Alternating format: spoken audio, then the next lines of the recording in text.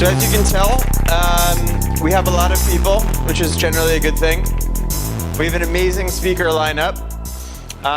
Because we generally only have one, maybe two speakers, and tonight we have three industry leading speakers, we may run a little long. As always, we'll be across the street at Adoro Olay for the after party, free pizza and discounted drinks. But just want to give you a quick heads up in case you're planning that.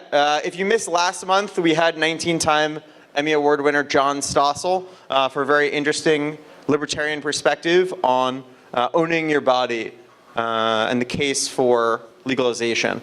As you may know, if you go to our website, all past events, the videos are available on our website completely free. So if you're interested, go to CannaGather.com and check it out. Couple rules. Ironically, no cannabis and no vaping. No matter what it is, no vaping, please. Outside, you're more than welcome to do whatever you want. And then also recycle and throw away trash, because there's many of us and not many have galvanized. So let's make their lives easy and take your cups, your plates, and throw them in the proper receptacle. Show of hands, who's first time at CannaGather? Amazing, thank you all for coming out, thank you. Welcome. Who's been here before? Been here, wow, great turnout. Thank you all for coming out for the first time. And yeah, let's do another round of applause, why not? It's like exercise for your arms. Show of hands, entrepreneurs in the room. Who's an entrepreneur? Great, that's what I like to see. If you're an investor in the room, please raise your hand. Nice, my slides are still accurate.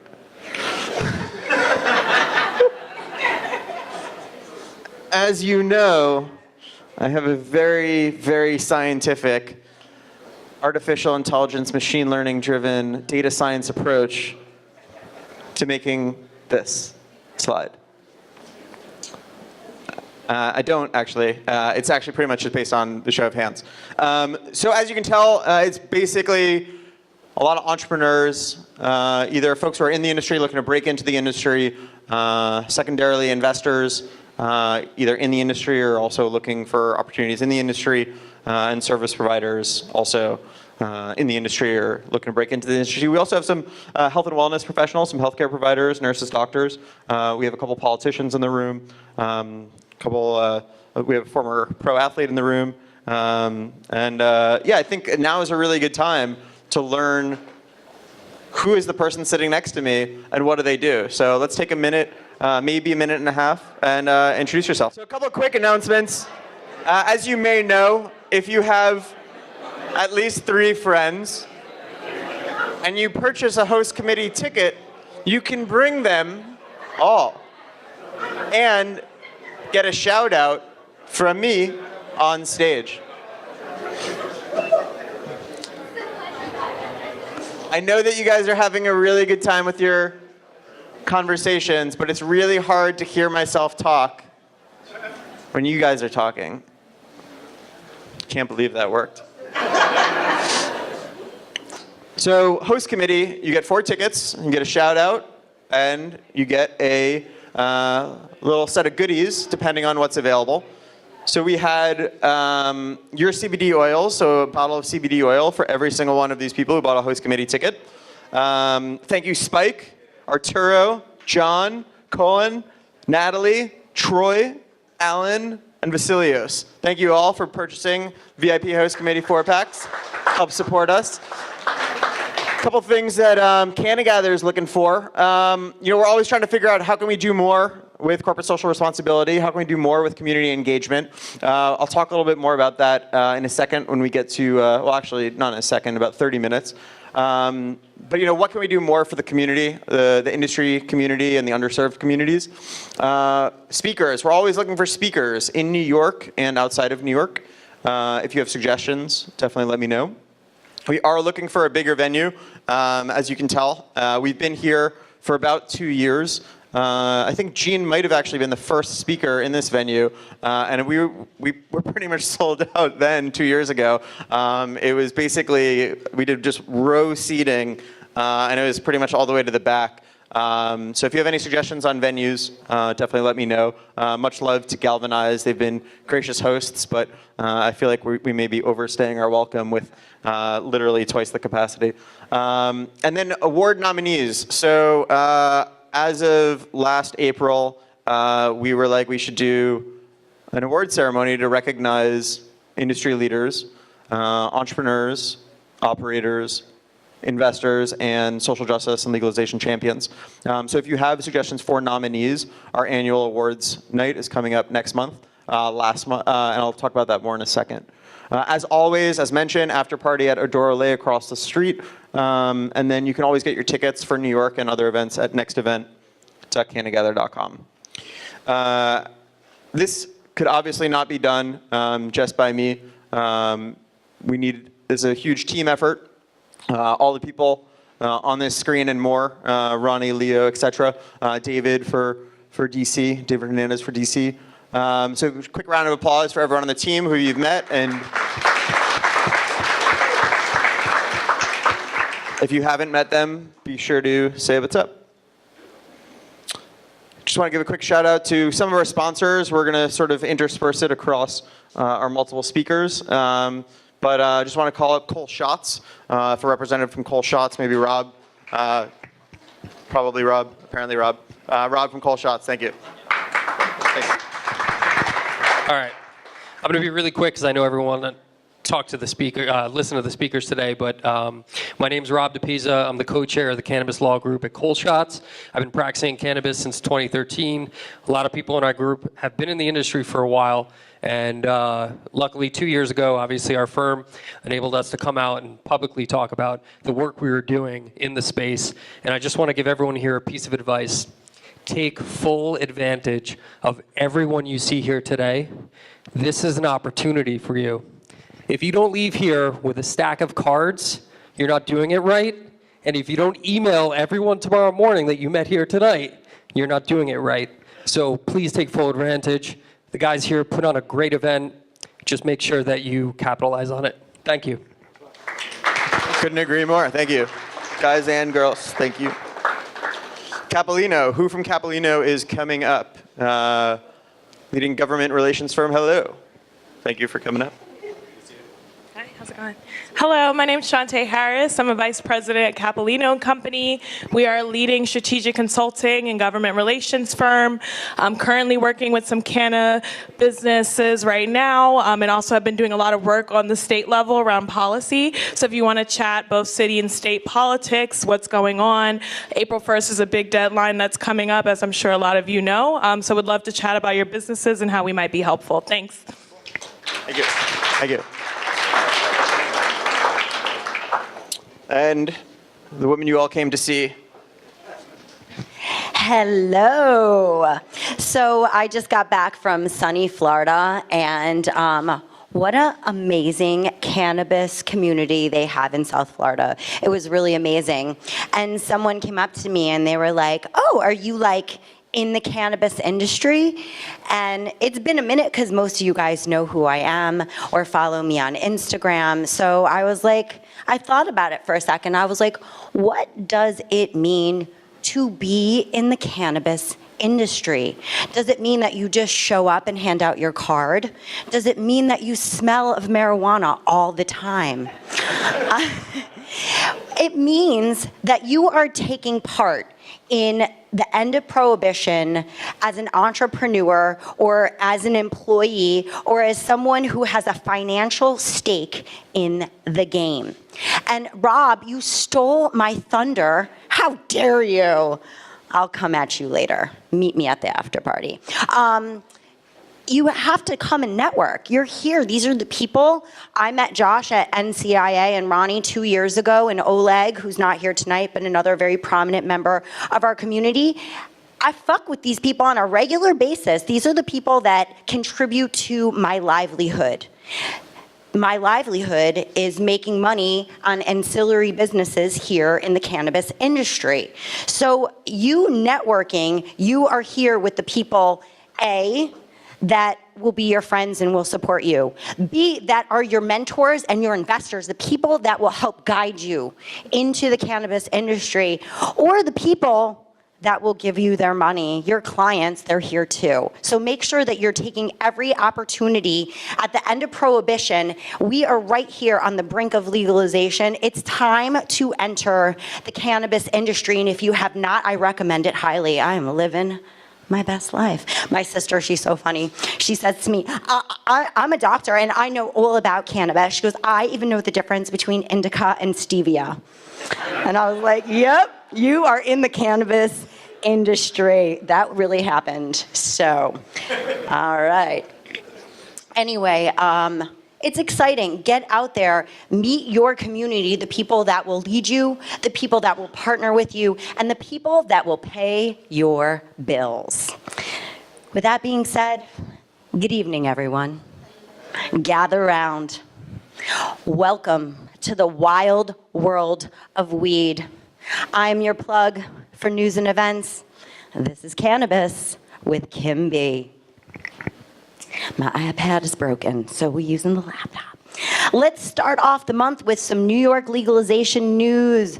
Governor Cuomo recently said that he is now no longer confident that cannabis will be included in the state's budget, lessening the chance that it gets approved for retail sales this year. The delay is brought on by concerns from teacher and police groups and makes Cuomo's legalization in 100 days claim look as silly as expected. Hashtag just don't say it. In more significant legalization news, we turn to New Jersey, where its adult use bill passed through the state Senate committee. The next step is the tentative vote on March 25th. If passed, it would give New Jersey its cannabis and herds of Brooklyn hipsters a reason to go to Hoboken. Hashtag visit the Garden State. Staying in New Jersey. The state's medical program saw its patient count surge 150% since last year. The growth is largely credited to Chris Christie's term as governor ending, because if New Jersey bridges and beaches taught us anything, it's that Chris Christie knows how to block access to stuff that people want. Hashtag hit it down at the shore. Next, let's head to Alaska, where the state becomes the first to allow on-site consumption at some licensed retailers. The move is expected to generate nearly $2.5 million for the state and will likely attract tourists that aren't 80 years old and going on a cruise. Hashtag that ain't salmon being smoked. Lastly, let's talk about love. Recent figures from some legal states show that sales jumped 7% on Valentine's Day. The data did not reveal why the increase occurred, but it does let us know that there's something more than love in the air. Hashtag always use protection. I want to call up a 60-second guest, my friend Leo Bridgewater, who actually has the bill in his hand for New Jersey. He's taking 60 seconds to give us an inside scoop of what's happening. What's happening, everybody? Put your phones on video real quick. Put your phone on video real quick. I'll wait. It's okay. Hurry up. We about to have us a moment.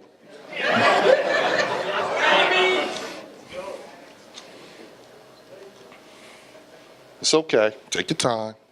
Yup. Don't start the clock, Kim, because they got to get their phones ready. Okay, so look. As a non-commissioned officer in the United States Army, whenever my superiors ask me a question, they expect the best answer that I can give them. And if I don't know the answer to their question, then they expect me to at least know where to go get the answer. If I don't know it, at least I know where to go get it. I also learned, don't say yes when you know the answer is no, okay? And it's much easier to bring down a government than it is to actually run one.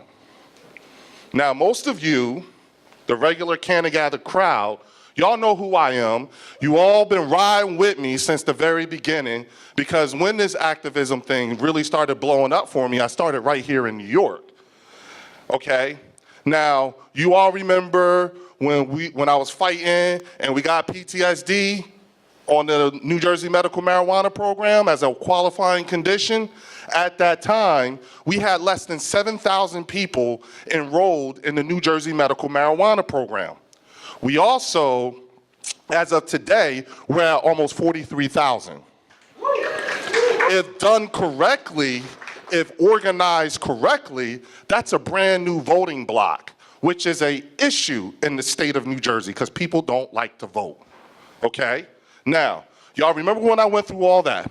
Then, y'all roll with me when we got the Trenton City Council to vote on legislation or zoning for the city. Y'all roll with me on that. Me and Ronnie have been telling you guys for now, a couple of years, when this was going to go down. Matter of fact, last year we told y'all in the first quarter 2019. As Kim told you, last night our adult use bill passed through committee. Now, so far, anyone who's come to CannaGather and talked to any of you about any kind of bill, whether it's New York or New Jersey, anybody other than Leo and Ronnie has talked to y'all theoretically. We're the only ones who was giving you the actual stuff. So what else do you need to get moving? We told y'all this is coming. New Jersey, it could be the example of what to do and what not to do. We were not playing when we told you this was going down. I wasn't BSing y'all when I said, you're welcome, New York. I just wanted to be the first to say that. But I did tell y'all this was going down. I said, imminent. Imminent.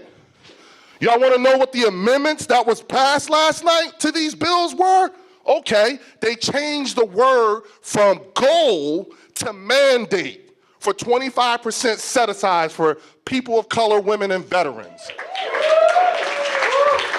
They changed the language for expungement to now 28 grams to 5 pounds. That's what went through last night. They also added a number of, they did some allocating funds to streamline the expungement process. That's why they don't say automatic, because it's a process. But the money from revenue is going to fix and streamline that system so that folks can expunge their records in a more efficient manner. We did it. Whether this goes through or not, it'll be by the hairs of our chinny chin chin, but God damn it, we did it. CannaGather has been telling y'all now for at least a couple of years, it's about to go down.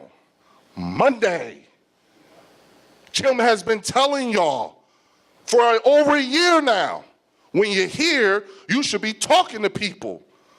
When you hear, this is where we get to talk amongst ourselves and find out what words we use when we talk to each other, what kind of deal flow is coming, because this is going down. In New Jersey, there are a lot of people who just found out today that we about to legalize.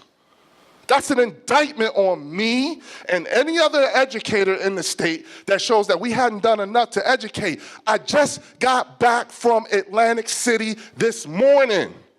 I spoke to the Law Enforcement Against Drugs Convention. An entire room full of cops, not rookies either, and a whole big-ass ballroom in Atlantic City. Do you know what they did today? They put a video up talking about legalization and what this means to teenagers. And then they blasted some teenage black kids who smoked something and had a psychotic episode. And this is how they was packaging our craft. Thank you so much, Leo. You are so amazing. Wait, if you guys hold on, don't know Leo, hold on, his hold 60 on. Y'all seconds want to is hear 5 this, minutes. right? Hold on. That's what they did. They packaged this. That's what they're doing to us. You guys have to be prepared for the fight that is coming your way. Pay attention. Look at how they doing us and prepare. Ronnie and I have not lied to y'all so far. We are literally batting 1,000. And this is going to go down federally in the next 2 years. Thank you. This is Cannabis with Kimby.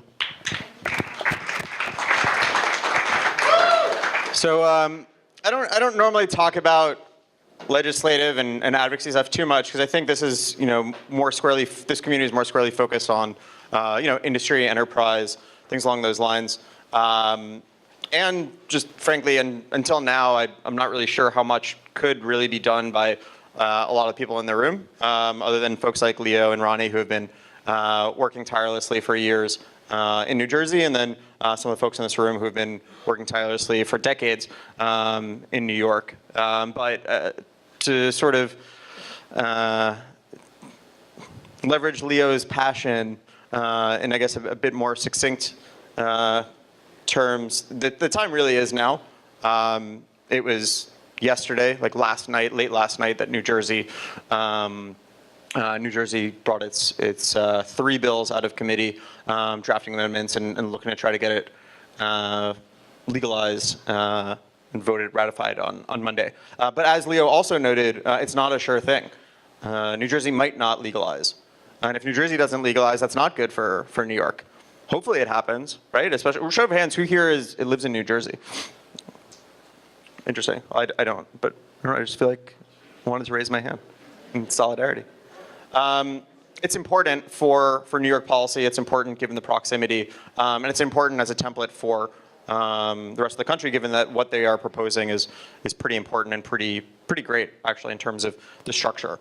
So if you are in New Jersey or have contacts in New Jersey, definitely try to leverage those for any sort of grassroots advocacy that you can. And then on the New York side, as was highlighted by Capolino, April 1 is a big day in New York State. Some of you may know, the governor is looking to bring the bill, his CRTA, Cannabis Regulation Taxation Act, into the budget and roll that out with a goal of launching in April 2020, which, as you may remember, is 4/20.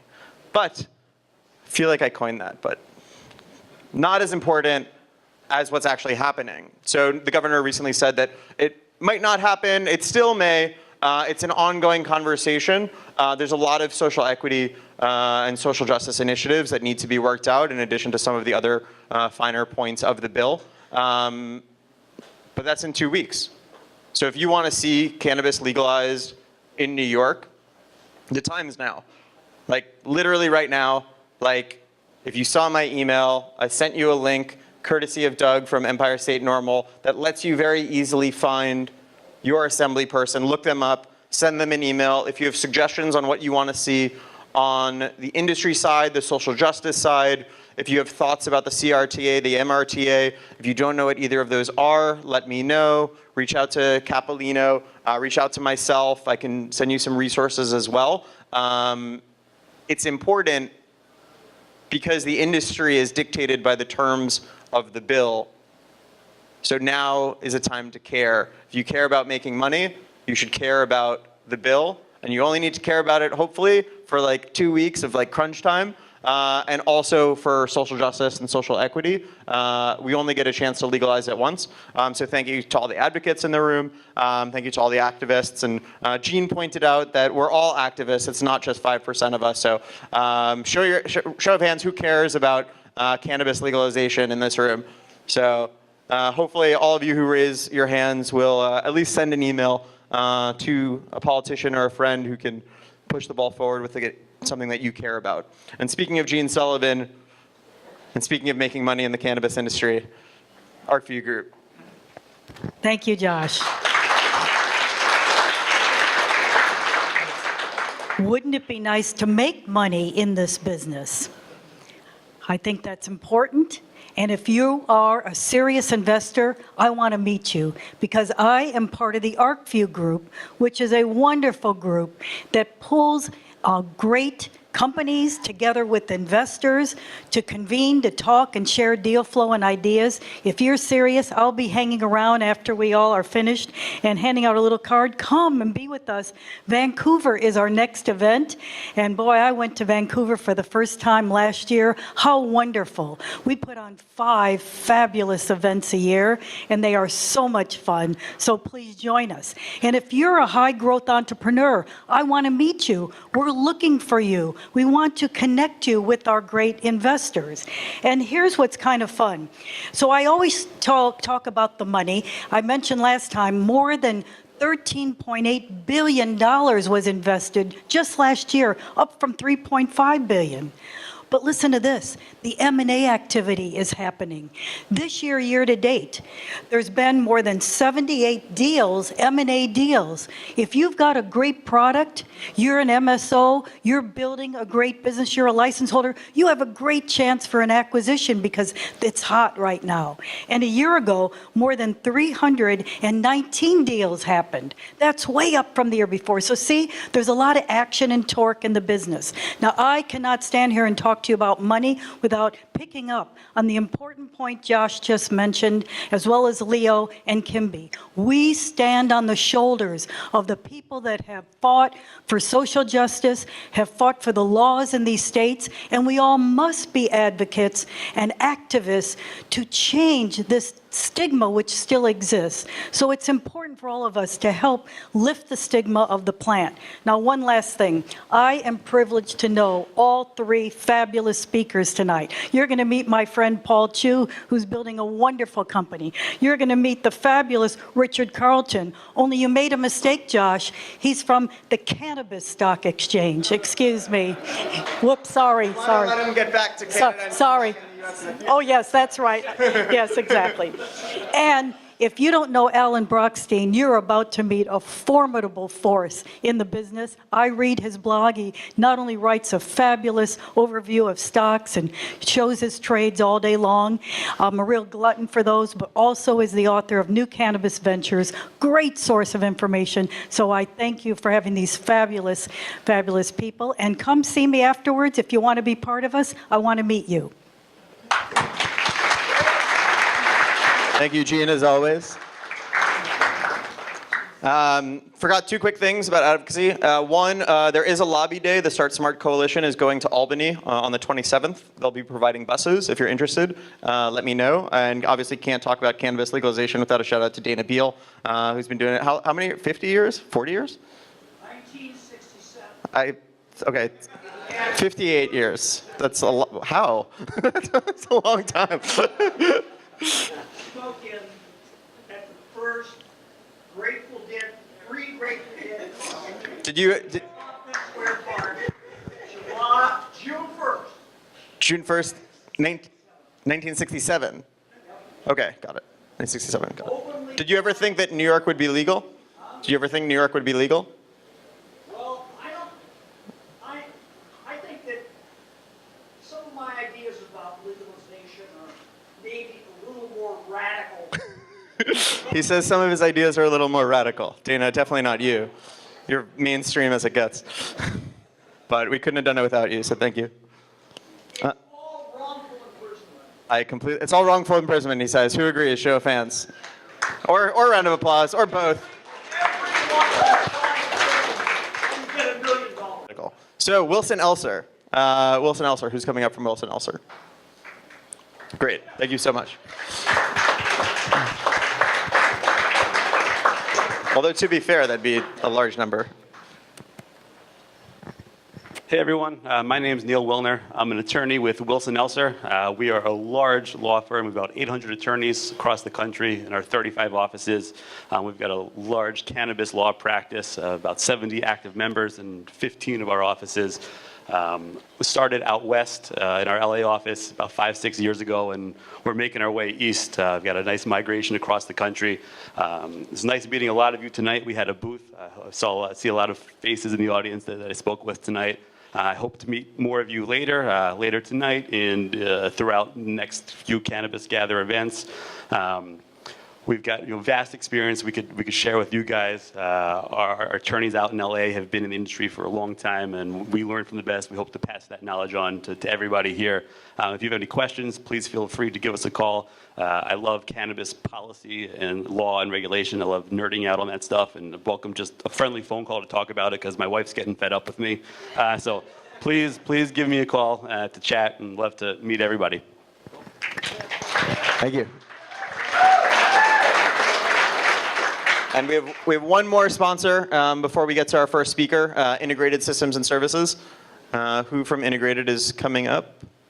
Or maybe we'll get back to them if they, okay, cool. Well, we'll just move on to Alan Brochstein. Where is Alan Brochstein? There he is. All the way from Texas.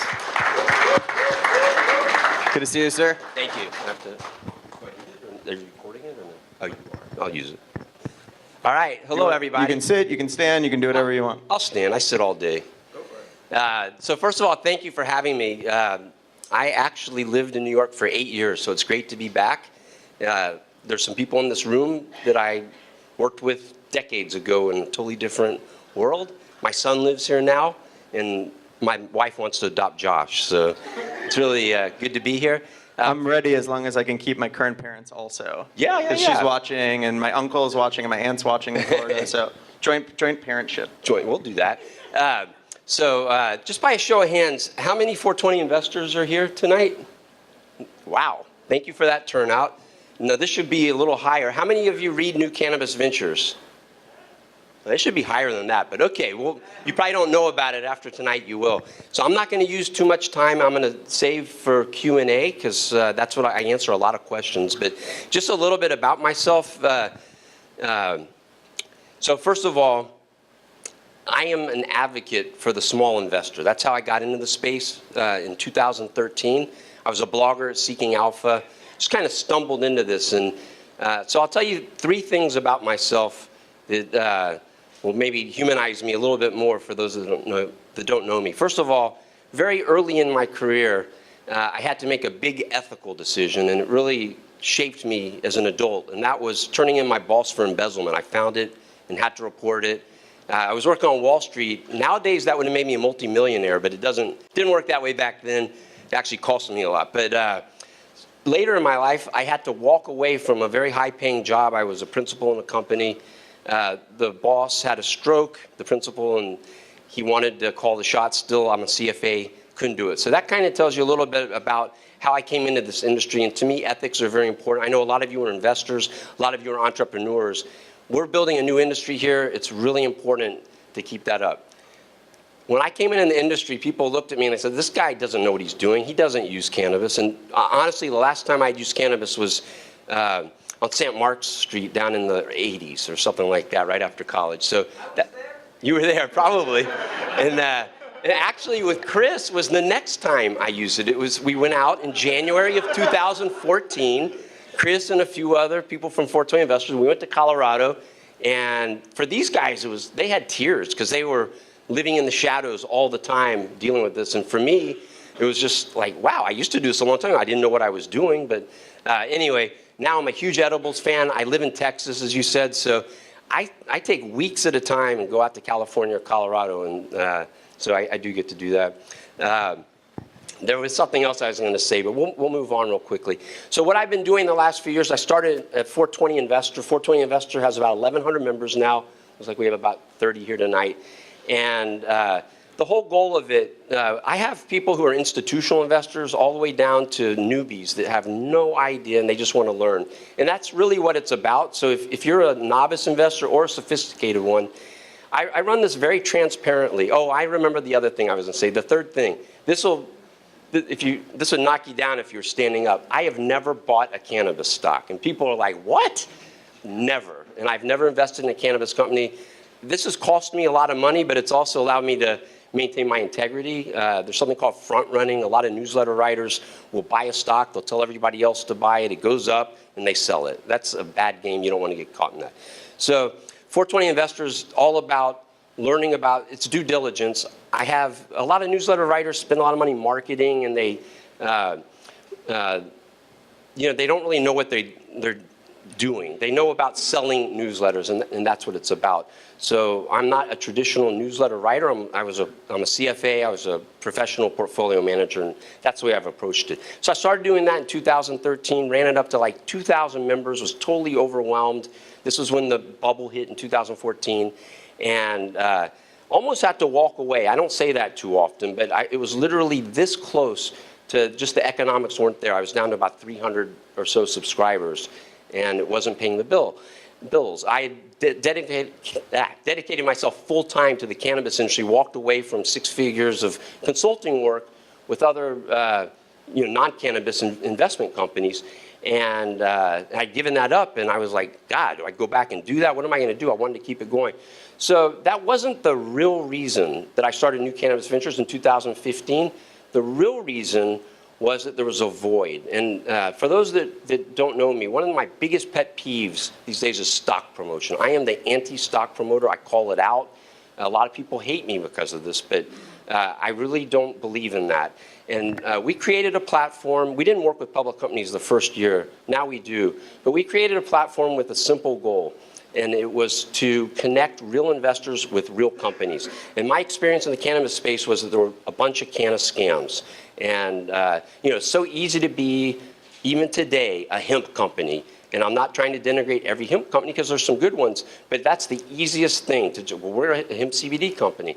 And so we started New Cannabis Ventures based on a principle that was working very well at 420 Investor, and that was be a filter. I work long hours, I read a lot of stuff, and I filter it down so that people can just get rid of the noise and get the news. And that's what I do at 420 Investor with some analysis and other things. And people like that and the fact that it's a trusted source, those two things, no fake news. And so we took that to New Cannabis Ventures, which is free for everybody. It is advertiser supported. We vet our advertisers, which are about 60% public companies. Richard knows some of them.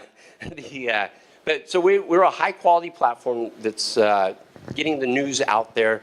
If you go to most sites, and I don't want to knock certain ones, I won't go by name, but they just don't know what's real and what's not real sometimes. And they have journalists too. It's really kind of funny. So I'm an analyst. I get it right most of the time. Maybe I make some mistakes.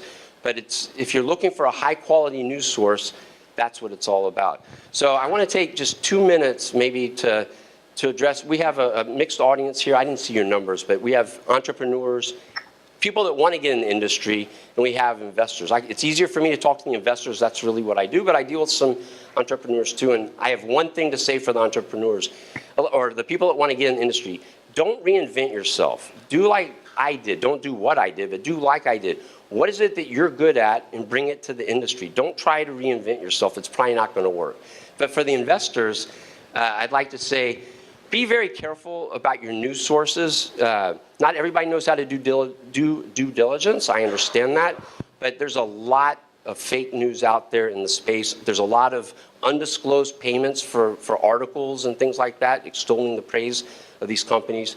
Secondarily, don't get caught up in the hype. Now let me give you some constructive things. So a lot of people think the cannabis industry is all about growing cannabis, processing it, and selling it. And it's a lot about that, but there's so much more to it.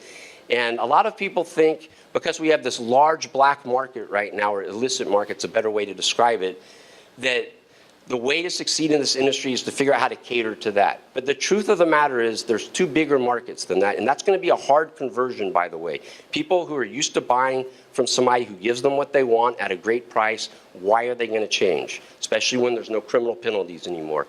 So the two bigger markets that I think investors should focus on, or at least be aware of, and I'd say there's three. First of all, there's a big world out there. So be aware that it's about much more than what's going on in New York and New Jersey, the United States. It's about places like Colombia, Canada, closer, Europe. Germany has, you're probably aware of this, but some of you may not be. Their government will pay for your cannabis. It's insured, and you can buy it at the drugstore. It's amazing. It's not 100% there yet, but that's the way that system is. The next thing I would say is be aware that research has been stifled in the United States. GW Pharma got the first plant-based cannabinoid therapy approved. This is that with what's going on at the regulatory level. We are going to see a lot more cannabis research, and this is going to open, and a lot of people don't like this, but it's actually a good thing. This doesn't kill the cannabis market. It's additional to the cannabis market, but a lot of value will be created with pharmaceuticals. And then I'd also say, as I said, don't focus on just converting the illicit market. Focus on the new market, whether it's people like me who used to use cannabis like a lot of college kids do and then got into the world and for whatever reason didn't, and then they're coming back. And oh, by the way, we don't want to smoke. We want new ways of consumption that are healthier. I just admitted that I like edibles. So I don't want to take up too much time. You cut it off, but if there's any questions, Yeah, but I guess the first question is, how do you get into the cannabis industry? So I stumbled into it. I'm a lifelong libertarian. At age 15, I volunteered for the party. Two of my big issues, I had never and still have never used prostitutes. So that was one issue that I really thought should be legalized. Not everyone in here can know that. Not my personal issue, but and then cannabis was not my personal issue then either. I was for it, just on fundamental principles. I didn't know anything about it really. I smoked a little bit in college.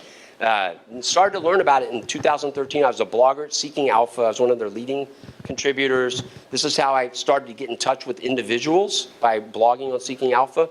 I was actually trolling for new business from professional managers, but it turned out I built a large retail following because I was able to take complex terms and simplify them. Somebody wrote a very negative article about Medical Marijuana Inc., which was a great name and a great ticker, MJNA, but not a great company. And it just caught my attention, and it snowballed from there. A couple of things came together between Sanjay Gupta and weed. First time we saw a major endorsement from a celebrity or somebody well-known.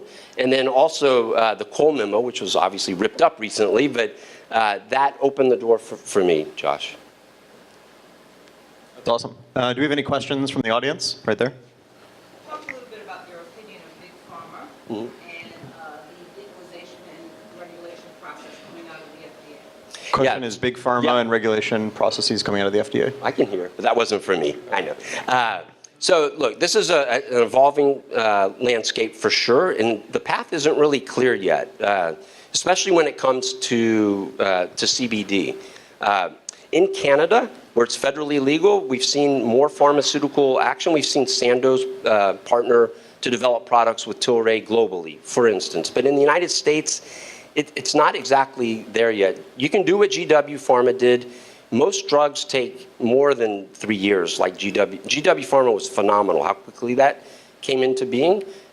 They failed with their first drug, Sativex, temporarily failed, but Epidiolex took 3 years. So I don't know what the holdup is. I know that there's a lot of paranoia about Big Pharma wants to take over the industry and shut it down. I think they can go side by side. Obviously, we need the right regulatory framework for that to happen. It's not so much on the pharma side, it's on the other side. But a lot of people are rooting for a change in the scheduling. It's a dirty secret of the cannabis industry entrepreneurs. We don't want that. Because if they do that, we may end up ultimately moving to a system where you have to buy your cannabis at Walgreens, which I don't think any of us wants. So You're not in favor of rescheduling or descheduling? Selfishly, for the industry, I think everybody will be better off to keep big companies out for now. There's already a lot of pushback. They call it corporate cannabis. I'm thinking, these are startups. I know these people. This is not corporate cannabis. I mean, this is a big issue right now, social equity, and I'm starting to spend more time on it. So the Minority Cannabis Business Association, okay, actually back up a little bit. They had congressional hearings. It was amazing to hear them talking. Well, they've had them about research, but they're talking about banking. But Representative Alex Ocasio-Cortez, am I saying that right? Sandy? Just say Sandy. She hijacked this. It was, I mean, some people may be happy about it, but she used a totally inappropriate forum to lay down something that you guys better be ready for at a federal level, not just the state level. I think it should be a state, local thing, but about if the cannabis industry is going to get the ability to get banking, which is, I think, a God-given right, it's insane not to, then we're going to have federal social equity program. And I mean, I don't know how I feel about that, but it's tricky. So Yeah, there's a lot to unpack in everything that you just said, but then I just realized, show of hands, does anyone not know what descheduling or rescheduling is? Okay, we're good. Well, you know. So Okay, yeah, cool, we're good. rescheduling is tough. I mean, and the good thing about rescheduling, if they were to go to 2 instead of 1, is that it would open the door to research or make it easier. Right now, very difficult to do cannabis research at universities. You can lose your federal funding. If they go to 3, that's good in a way, because we get rid of 280E, which is an onerous tax system right now. Cool. Any more questions over here? In the back? Hello.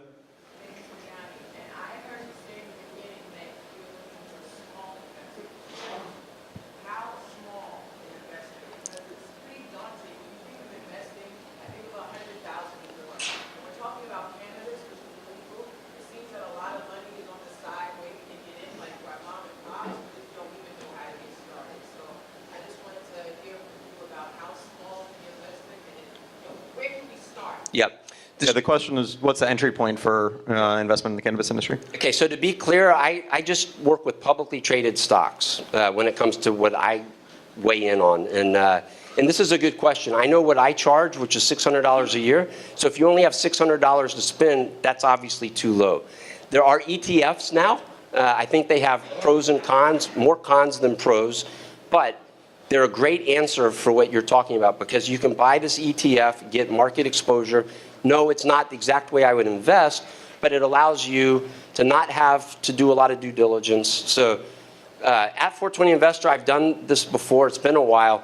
We have a lot of people that are investing like $25,000 a year or something like that. At the same time, people have millions and millions that they're putting in. But this is a good question. I think with discount brokers now, and that's where you can buy these stocks with discount brokers.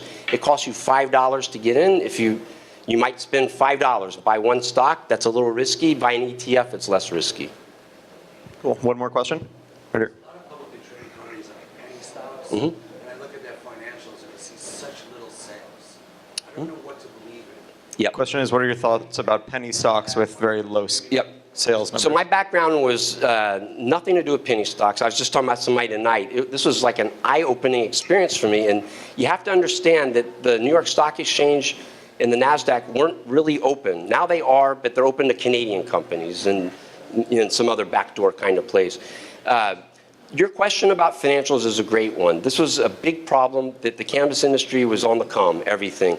And we started tracking it at New Cannabis Ventures. It's probably been about a year. We created something that's been very popular with our readers. It's a resource called the Revenue Tracker. And as of this moment, we just kicked one off today. There are 43 companies doing $10 million a year more of revenue that we know of. And I have to raise the bar because it's going up so fast. So this has been a big problem for any sort of fundamental investor. Who's real, who's not real? If you don't have revenue, it doesn't mean you're not real. You may be early, but you can't be early for 2 years. You got to get going. The good news is we're seeing a lot of companies spit out revenue even over $100 million a year now. Cool.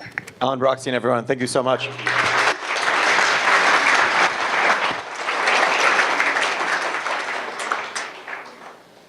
Do we have integrated? Are they ready? No? Okay. Special shout out to some of our other sponsors who have sponsored with us before.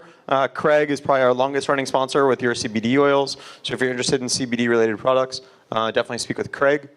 Tribe Tokes. Kim is also a partner in that company, CBD and distribution company. All sorts of cool stuff going on. Definitely talk to Kim about that. MGO and Elo, long running partner. All your accounting and business strategy servicing needs. Definitely speak with Richard. I think I saw Richard here somewhere. And Kat is here as well. Marino PR, public relations firm based here in New York. I've been sponsoring for a couple CannaGathers. Speak with them for all of your PR needs. Susan from THC Regs, really great service that you can, digital tool that you can use to identify opportunities in up and coming markets through legalization, legislation analysis. Palermo's Pay Junction, probably one of the trickiest challenges in the industry is finding someone to process your credit cards. So if you are looking to process credit cards, speak with Palermo's Pay Junction outside. Last but not least, BDS Analytics, Tress Capital, and splash. Mr. Richard Carleton, all the way from Canada.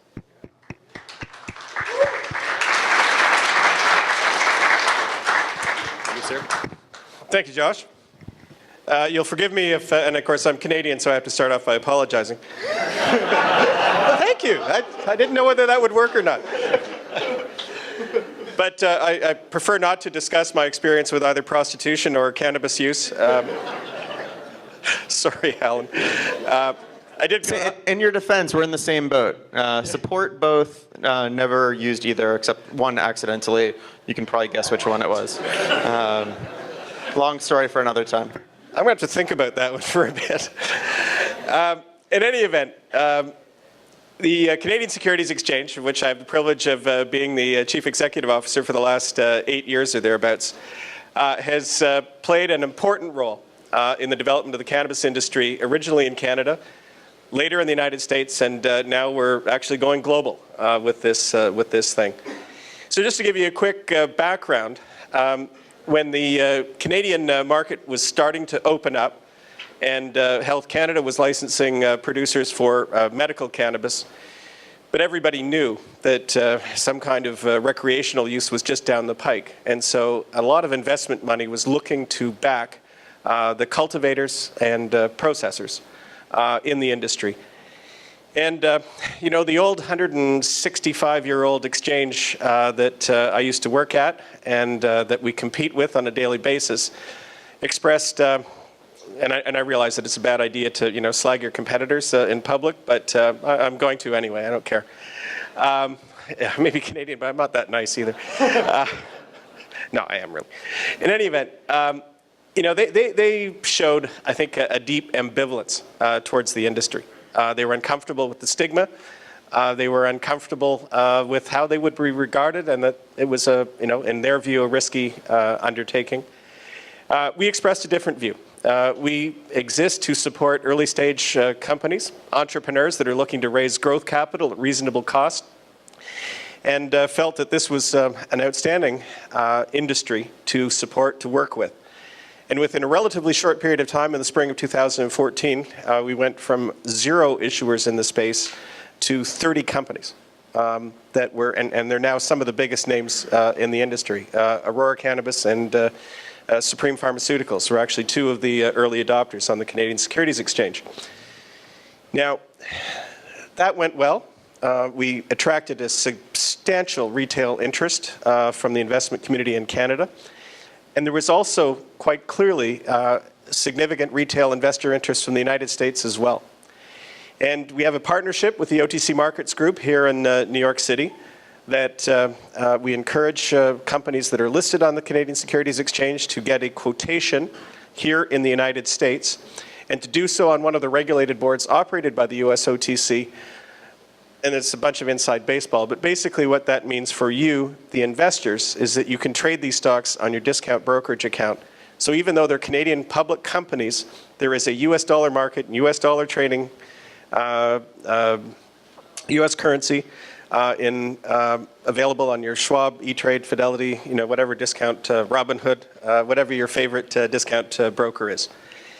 Now, the next, I guess, big milestone for us was in 2015 in the fall. We had a company that was a licensed producer in the great state of Washington, approached us and said, you know, we would like to list. Now, as an exchange, we require the companies to tell us that they are, in fact, operating their businesses in accordance with applicable law. So we had to think about this one a little bit. The Canadian producers were pretty easy. But we took some heart in the fact that the SEC had received prospectuses for plant-touching companies here in the United States. TerraTech was the trailblazer on that front. Canadian regulators had also received prospectuses in Canada for U.S. plant-touching businesses. So we concluded after a fair amount of work and thought that we would, in fact, list company with essentially a U.S. business. Now, that didn't have the immediate impact that it did in Canada, but within the next couple of years, as California began to open up, Colorado began to, you know, also get a substantial amount of outside investment into their companies, their operators. We're at a situation now in the spring of 2019, or I guess it's almost spring. Pretty nice today, actually. Yeah. In any event, that we have 60 companies on the Canadian Securities Exchange, which are U.S. operations. All told, we have about 140 companies in the cannabis space, which makes us by far the global leader in the provision of listing and secondary market trading services.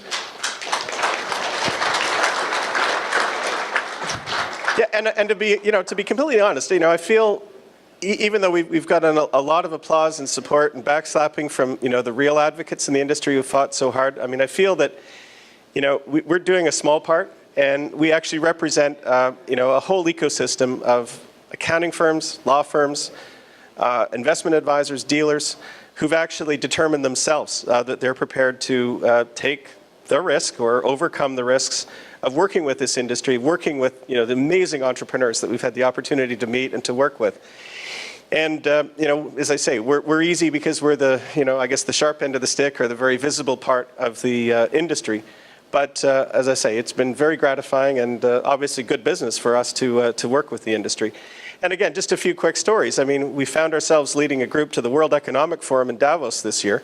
Now, we weren't invited. We weren't on the main, inside the, the real World Economic Forum.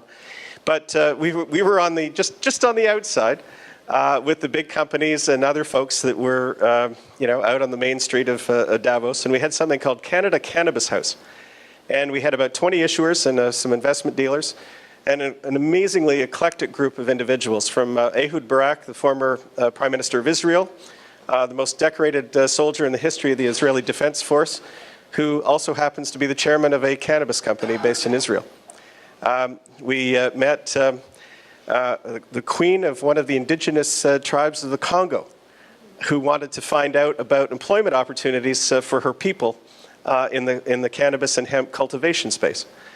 A number of policymakers from around Europe and folks that are pioneers in the space in Europe as well. We didn't really know what to expect. It might have been a gigantic waste of time and money, but in fact, it was one of the most worthwhile experiences that we've had. It was amazing. Again, as an example of the advocacy that we're doing, on Monday, we're hosting a group from something called the Conference of Western Attorneys General. And so this is basically all of the state attorneys general from west of the Mississippi. And they're coming up with their senior staff members to Toronto. And I guess, everybody else has dropped an F-bomb, so I will. The title of the trip is Canada, what the fuck?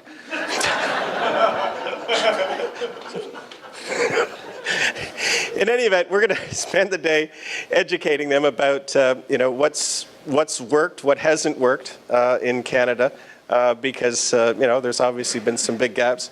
And there are a lot of issues cross-border as well. I'm here today grateful that U.S. Border Services hasn't figured out how to do a Google search on me, because I do show up as the king of cannabis. That's the first entry on my Google search. Which is not true, by the way. I just, I didn't earn that. But in any event, we're going to spend a day with, obviously very senior policymakers from the state level. I believe, in fact, the New York and New Jersey attorneys general have been invited. I don't know whether they're going to be joining us next week. But again, an opportunity for us to introduce these folks to some of the industry leaders in Canada.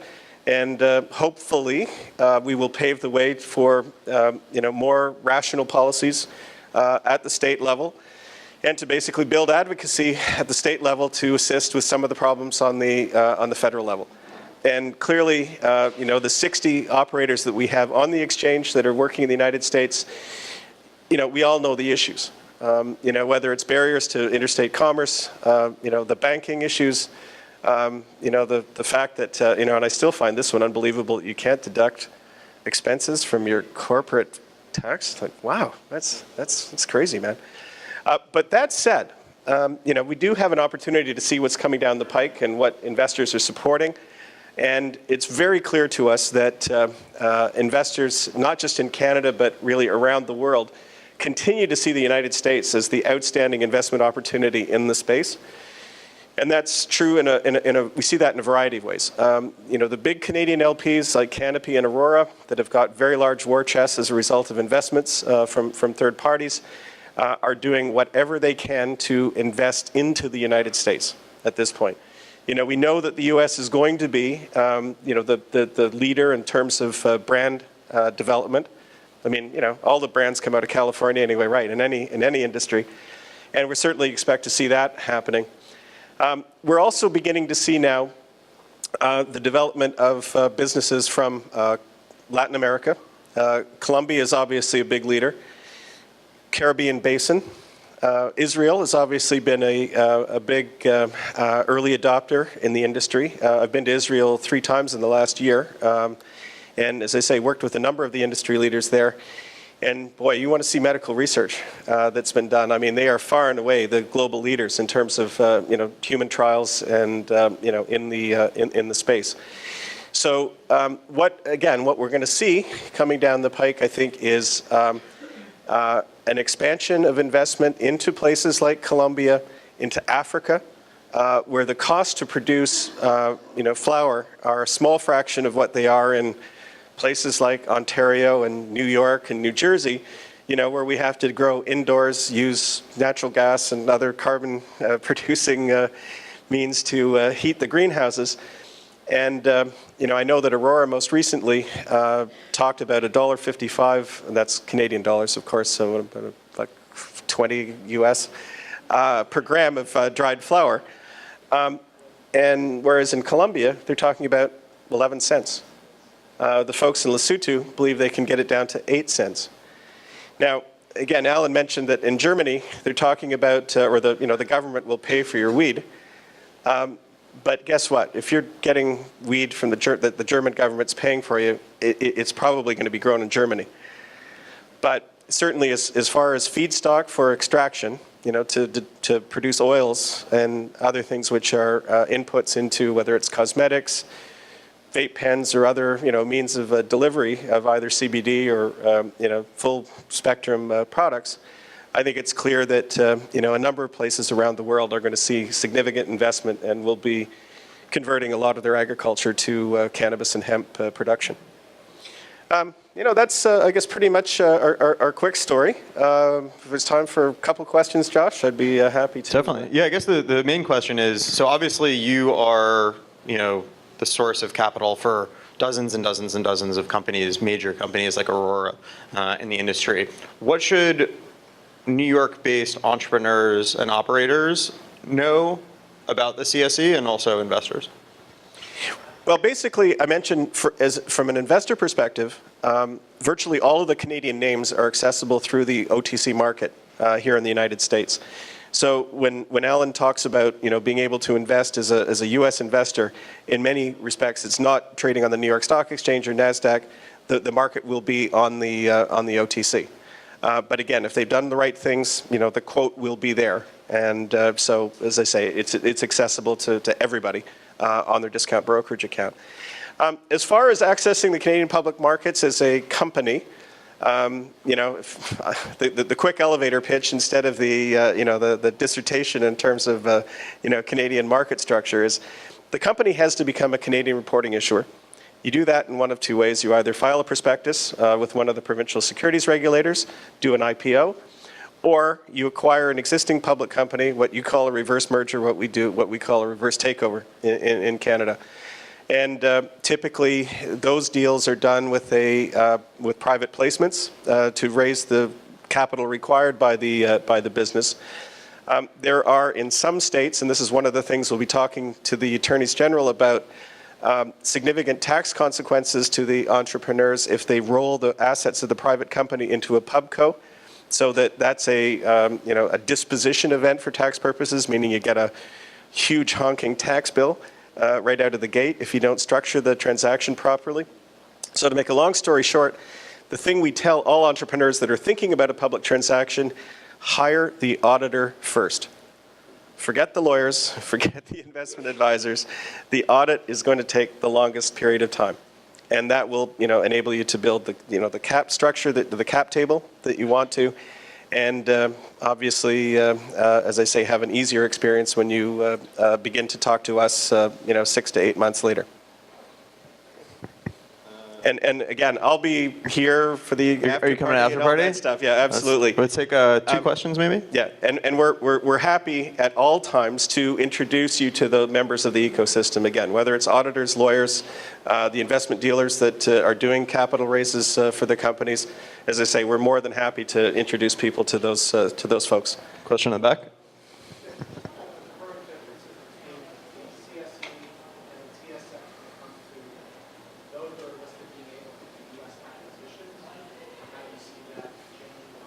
What's the difference between the Canadian Securities Exchange and the Toronto Stock Exchange in the context of U.S. acquisitions? Yeah, if you're listed on the Toronto Stock Exchange, you can't do a U.S. acquisition. If you're listed on the Canadian Securities Exchange, you can. That explains why most of the companies that are in the space are listed on the Canadian Securities Exchange. The TSX is under significant pressure from some of their largest cannabis issuers to change their mind. So far, our best information is that they are resisting the, that approach. Whether that changes the lineup of where people are listed, I don't know. You know what I want to happen, but as I say, we'll see how that develops. One last question right there.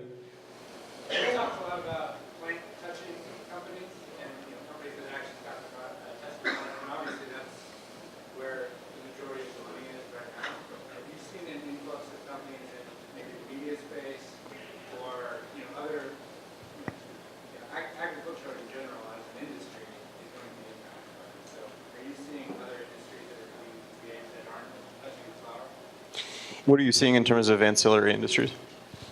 I'm glad you said it that way. It's ancillary or ancillary? Yeah. So I prefer ancillary, Me but too. apparently it's ancillary. Yeah, no. It's But like I prefer, and so I want to say it one way, but it's the wrong way. It's very annoying. Yeah, Stressful. sorry for that interruption.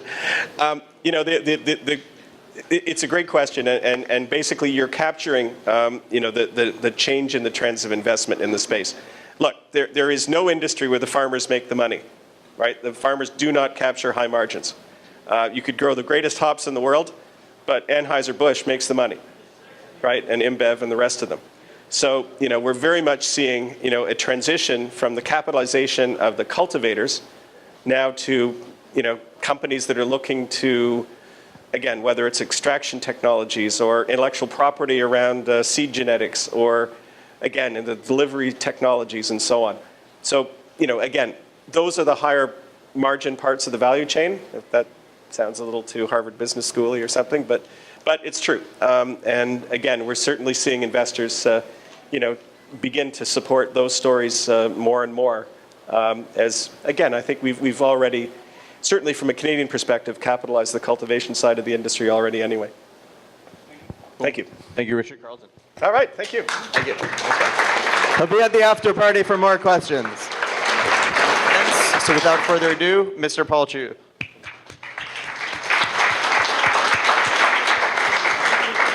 Thank you, sir. Hello. Can I sit? Yeah, of course.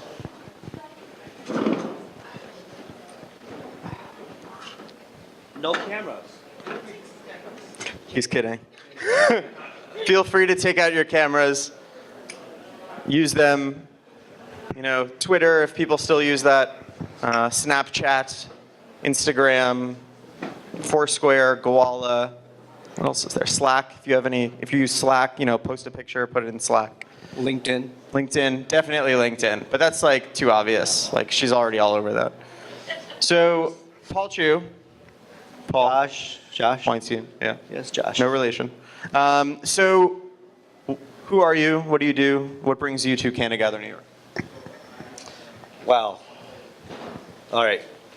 I don't think I can speak as well as Richard or Alan. So you could ask me questions about how to do a breaststroke or do a yoga pose or a run. But all right, just kidding. Let's go.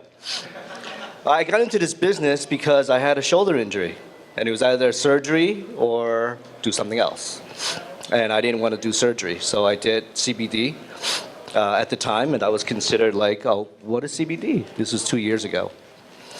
So I've been in this business for about 2 years, from the time that I started using it to the time that I started exploring, wow, why dosing is so hard? And how come people don't understand combining THC with CBD and the effects of it? So I invented a thing called Hey Mary, which is a artificial intelligence platform to dose CBD and THC from the comforts of your home. You don't even have to get up to order. You'll know exactly what you need. But we're not going to talk about it today. We're talking about Weekend Unlimited. That's right. So tell us more about Weekend Unlimited. Well, Weekend Unlimited is it's a byproduct of Richard. We listed there. We are listed as symbol POT. So we were the lucky winners of pot. Has anyone bought pot? Anyone? Anyone bought pot? Did you buy pot? Not necessarily the stock. But Oh. not necessarily the stock. Yeah. So you guys won the lottery for Yes. the. So a lot of interest. We're kind of the David and Goliath story.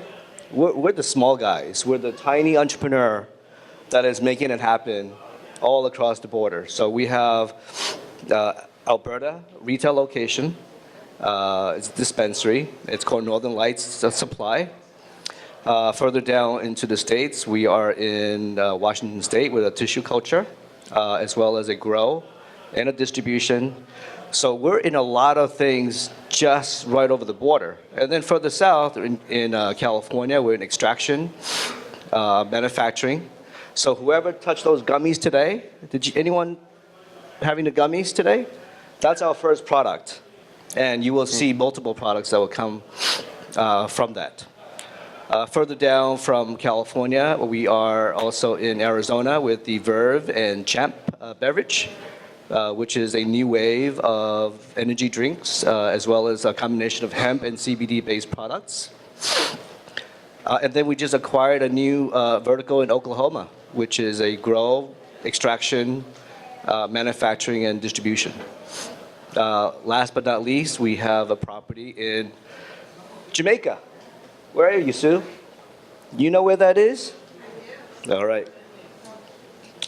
And that's also a vertical. It's one of 3 licenses. We have 150 acres. For all of Jamaica? There's 3 licenses?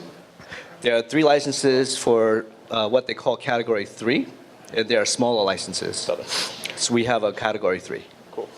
So it's 150 acres of grow, extraction, distribution, herb house, lab, a lot of tourism, believe it or not, related business. So we're this tiny little guy that's trying to do it all. So we don't have the same capital powers like Aurora, even though they're right across the street from us in Alberta. We don't have the same marketing powers as Canopy Growth or even some of the state side like Tilray. But we do have very much the same portfolio of products that are to be launched. And you will see that around 420. We're going to make it 410 since we're ahead of the curve. Nice. Yeah. So what's sort of the roadmap for this launch? Like, what does that look like, and how does that work, both from an operational perspective and what can consumers expect? We're in the business of selling bliss, and people question why. I got into this business because I wanted to find something for myself, something that I believe in.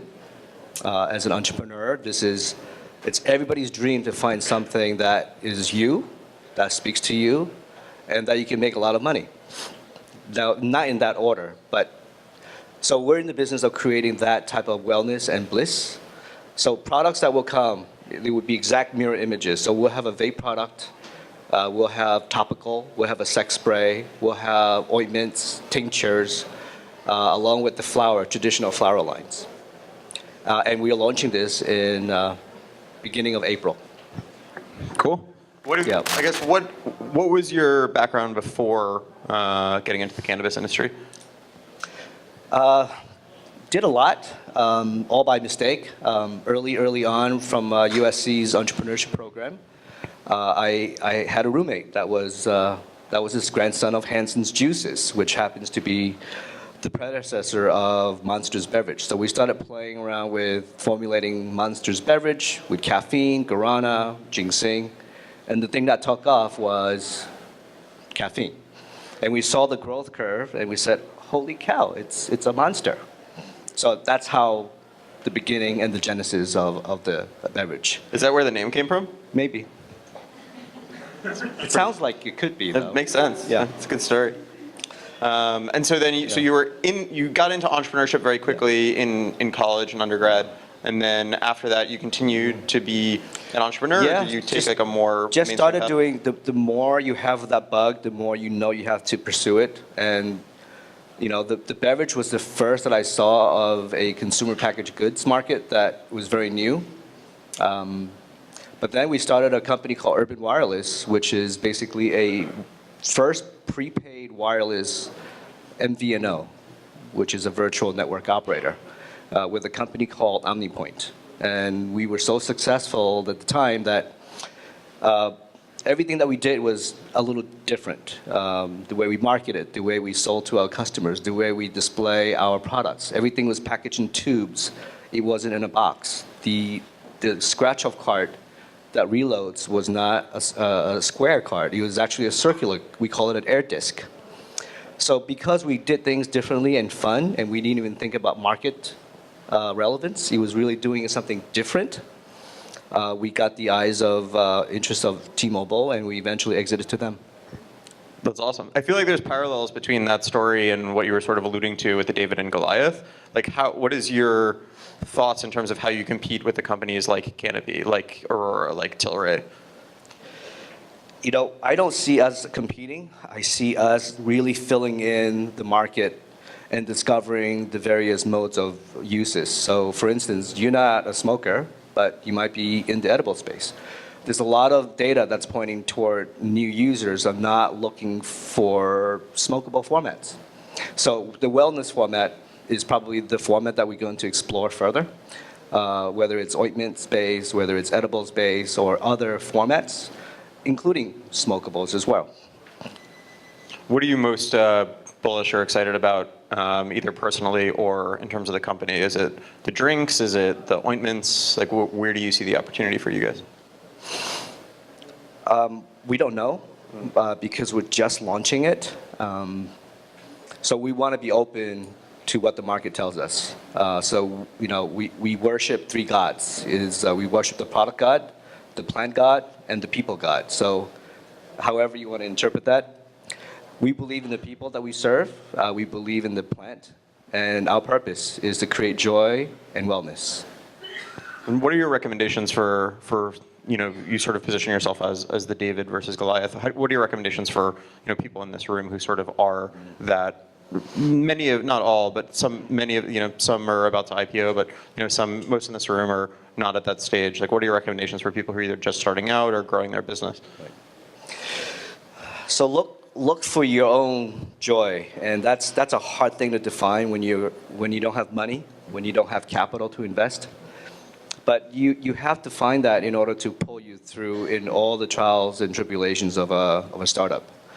I'll give you an example. When we first started getting into this cannabis business, trying to buy 6 different properties that are all undervalued in terms of their capex and all of that, we were spending $20 million to buy all these properties.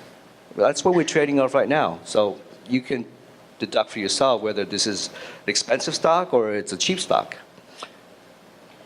We look for things like, for instance, in Jamaica, our production for outdoor flower is 7 cents a gram. That is the lowest in the world. Nobody knows that. And it's okay because now you do. How much should you bring? Say again? How much should you bring? It's being extracted into distillates right now. Okay. So that's an import and export market, but it's also a very high tourism market potential.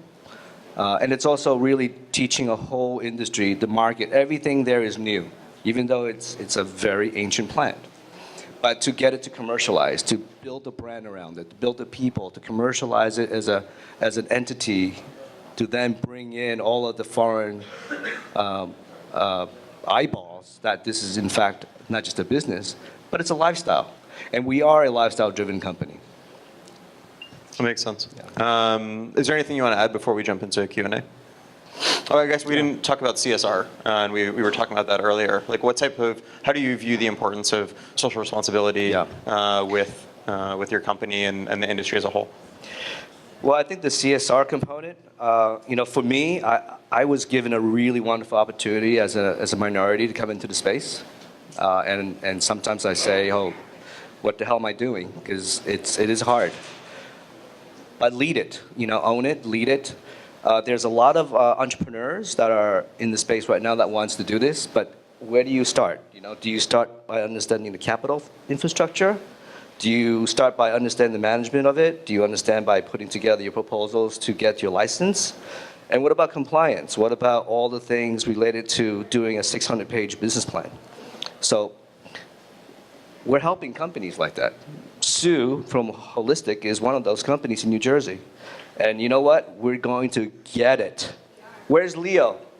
Leo. You better help, Leo, because this is us. Leo's back in Trenton.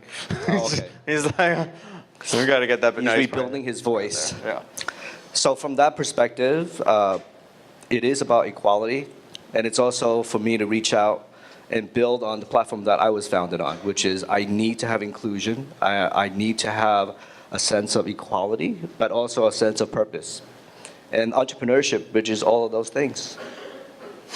So that's how I found happiness. That is the happiness. I found myself. And this is the business that I'm in. Thank you. Couldn't agree more. Yeah. Definitely a round of applause. Better clapping. Not good enough. Any questions for Paul? Any questions right here?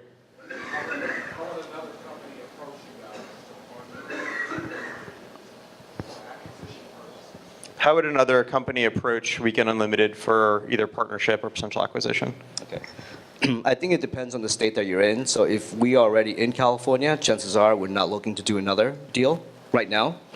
So New Jersey. New Jersey, you have to work with Sue right here. So for instance, if you want to do retail, well, we have already 2 retail locations picked out. Or if you want to do manufacturing or grow. So it depends on where you would want to do it and the township that you want to do it under. We already have pre-approvals in the townships, which is very hard to do. Yeah. Right there. How did you handle security in Jamaica?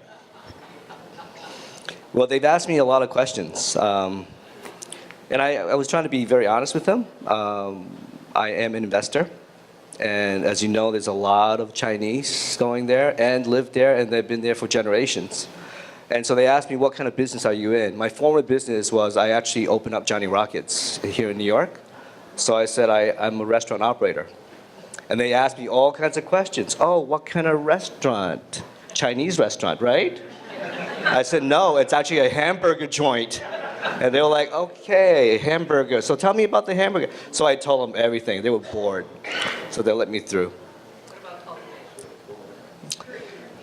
What about the security of the I thought cultivations? passing through the airport. Okay, all right. All right. That is our most vulnerable aspect of our business right now, is you can have 100 acres, but it doesn't mean the CLA will come in and inspect, or will they count the plants? As a matter of fact, they will count the plant that you planted, but all the male plants that you culled, they may still count that. And then if you don't have that, they may actually just get rid of your license. So we don't have, it's a people problem, I think, in terms of what belongs to the land and the people. We don't have security that's, surrounds a gate that is 100 acres. So we don't have a solution. If they want to take it, they can. All these males just causing problems. Any more questions? Any more questions right there? As your companies grow, what are your thoughts towards talent in the space and recruiting it? That question is talent and recruiting. Yeah, talent and recruiting. That is in every industry. That is a problem for every industry and every problem. And maybe it's a little more specific here because it depends on your knowledge base and it also depends on your willingness to learn and be open to the plant. We have a lot of people who want to get into the space, but just can't get over the fact that it's a cannabis plant. They have, religious beliefs that held them back. Or maybe their mom said, don't you ever bring that home. So, but there are plenty of talent potentials, and we are open to all of the above in all the states that we're in, including Jamaica. Does anyone want to live in Jamaica? Jamaica. Let's take one more question, and then you'll be at the after party for a little bit? Or, yeah, Paul? You'll be here for a little bit? Or? I will head out to the after party. Awesome, perfect. So let's take one more question, and then after party. Having one of the largest dispensaries in Alberta, do you feel it's a game changer having like edibles and liquids going to be approved? Is that going to make a big difference? Are the approval of edibles and liquids in Canada going to make a big difference? Well, you first your have to business in go Alberta? through. Yeah, you have to go through the whole application process as a micro business, and so that is going to change the game. There's a lot of beverage companies that want to get into that space, edibles for candy making, et cetera, et cetera. We are in that space in terms of applying for it, so we're waiting for that October 10th or something, right? That's the goal. And then your dispensary will have all that. We will have to have a different facility to operate. We have to basically do a grow, do extraction, manufacturing, and then distribution. But it will be across multiple provinces. They do, yes. Yeah. You can combine them, but you might have to separate them. Yeah. So I'd like everyone to give Thank you. Big round of applause for Paul Chu from Weekend Unlimited. Thank you so much.